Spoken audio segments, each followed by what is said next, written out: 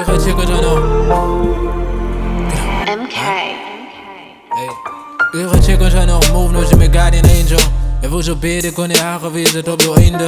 Maar de ene way ik move, maar ik weet om je door te delen. Maar nou die dag je tannie van mij een brief gestuurd met bij een mening. Zij van mij gezegd is mij die iets wat in je soms kan gaan. Ik sukkel om mijn brief te lezen, kas, ik was niet al helemaal. Stel ik aan hoe uit, wat ik weer die way, ze gaan diep wees. Brieven zijn ook voor jou, cousin, je gaat veel die brief lezen. Is in oktober, it no different in so many ways. Zo birthday maand, en dat doet de stilte in je huis. Ik hoef niet te stress, cause ik weet je is bij Jesus Christ. Zij maakt 25, spend je birthday aan paradise. Je zuster en je broers maar zo. Je laat zo bijzonder, ze wonen geen dan makkelijk guy. Kom eens over kijken hoe lachen jullie samen, jij bullet en wij. Ik kan niet prepare voor die hartbreak, je hebt ik je opgeleid. Is weg hier en ik stukken, maar ik weet je is in een betere plek.